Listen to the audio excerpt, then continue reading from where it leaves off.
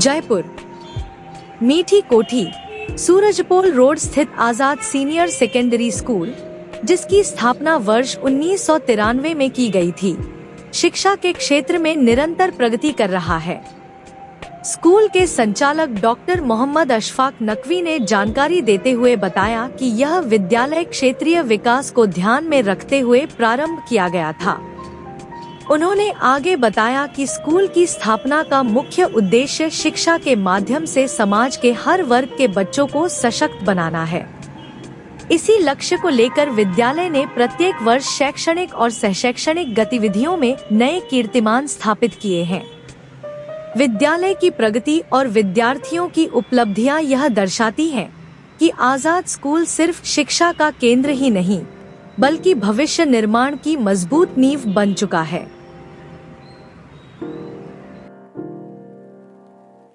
बताएं, आपके स्कूल की स्थापना आपने कब करी थी और किस मोटिव के साथ स्कूल आपने स्टार्ट किया? मैं doctor Mohammad Ashfaq Naqvi, director of Azad senior secondary school. ये स्कूल मैंने स्थापना की 1993 में, और स्थापना के बाद जब बच्चे स्टार्टिंग में यहाँ 20 बच्चे थे, और उसके बाद मैंने 98 में मिडिल क्लासेस की मान्यता ली, और फिर बच्चे बढ़ते चले गए। स्टार्टिंग में 20 ही बच्चे थे, मगर बढ़ते बढ़ते बढ़ते आगे बढ़ते चले गए। और उसके बाद फिर मैंने 10th क्लास की मान्यता ली। 10 के बाद 12 की ली। 12 के बाद मैंने इंग्लिश और हिंदी मीडियम दोनों स्टार्ट किया। हिंदी फैकल्टी में मेरे अभी RC है। ये स्कूल एक किराए पे था। धीरे धीरे हमने प्रोग्रेस की, और मालिक की कृपा से हमने जो है ये बिल्डिंग हमने जगह खरीदी, और खरीदने के बाद ये स्कूल लेवल पर ही स्कूल के अकॉर्डिंग ही ये बिल्डिंग हमने बनाई।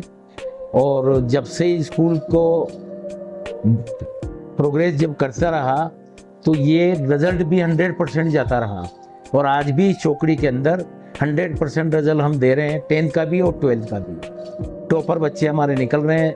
हमारे यहाँ से निकले बच्चे कुछ डॉक्टर हैं, इंजीनियर हैं, फॉरेन में सर्विसेज कर रहे हैं, प्राइवेट कंपनियों में भी अपना काम कर रहे हैं। कुल मिलाकर ये है कि आज़ाद स्कूल एक पहचान बन गई है लोगों की। एक क्षेत्र का पढ़ाई का एक अच्छा केंद्र है। यहाँ पर पढ़ाई होती है, दिखावा नहीं किया जाता।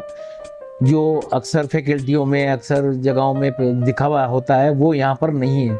वास्तविकता ये है कि यहाँ पढ़ाई होती है, और उसका सबूत बोर्ड के रिजल्ट हैं, जो हमेशा 100% जाते हैं। और मेरा यहाँ का जो स्टाफ है क्वालिफाइड है, और बहुत मेहनत से बच्चों को पढ़ाते हैं, और उसके साथ हम भी साथ साथ लगे रहते हैं।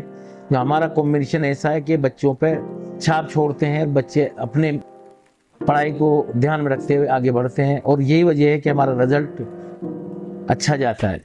सर, इनिशियली कितना स्ट्रगल आपको करना पड़ा था स्कूल को एस्टेब्लिश करने में? देखिए, हमें यहाँ पर बहुत मेहनत करनी पड़ी। जब मैंने यहाँ स्कूल खोला था तो रोड बहुत गंदी थी, यहाँ रोडियाँ थी।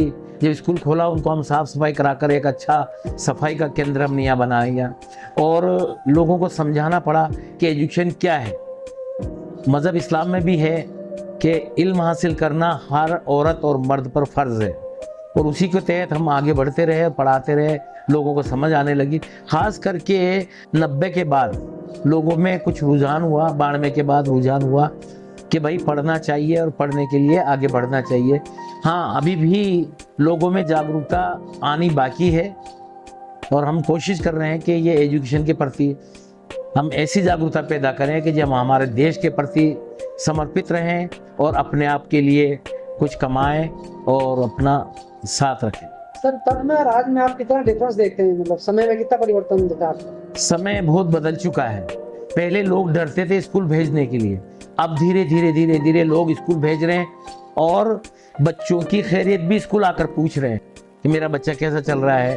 पेरेंट्स मीटिंग में जब हम बुलाते हैं, तो बच्चे की सारी चीज़ें पेरेंट्स पूछने लगे। ये बदलाव आया है एजुकेशन के प्रति। मुख्य धारा से जुड़ चुके हैं बच्चे, और यहाँ पर जो है, जो राज्य सरकार द्वारा जो सिलेबस है, उसके तहत ही यहाँ पर पढ़ाया जाता है।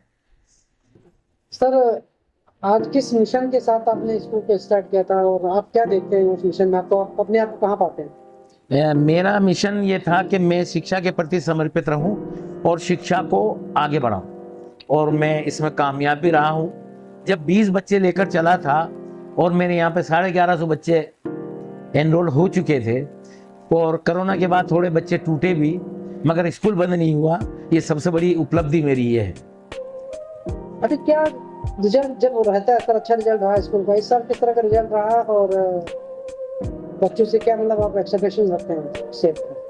देखिए, हर साल की तरह मेरा इस साल भी रिजल्ट टॉपर रहा है, और टॉपर परसेंटेज भी टॉपर होती जा रही है।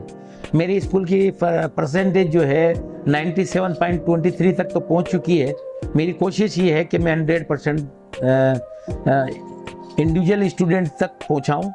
रिजल्ट जहां तक स्कूल का सवाल है 100% है, और मैं बच्चों से ये अपेक्षा करता हूं कि वो ड्रॉप आउट ना हो, आगे भी पढ़ें, और मैं गाइड भी करता हूं।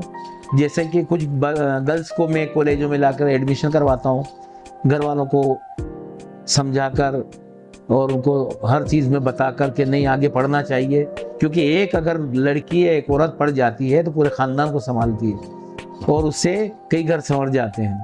आज कंपटीशन का दौर है, बहुत सारे स्कूल आसपास हैं, तो आपको क्या लगता है कि इसका क्या इम्पैक्ट जाता है? जी हाँ, कंपटीशन का ज़माना तो है, और उसी के बेस पर हम कंपटीशन में ही लगे हुए हैं कि कहीं ऐसा ना हो कि हम किसी कंपटीशन से पिछड़ जाए। कोशिश ये रहती है कि अच्छा से अच्छा दें, और मैं कामयाब भी हूँ। ये रिजल्ट बोलता है बोर्ड का, मैं नहीं। सर, अभी डिजिटलाइजेशन का दौर चल रहा है, किस तरह से आप बच्चों को डिजिटल एजुकेशन दे रहे हैं? बच्चों को हम एजुकेशन दे रहे हैं, अभी तक तो ऑफलाइन ही दे रहे हैं, ऑनलाइन नहीं दे रहे हैं।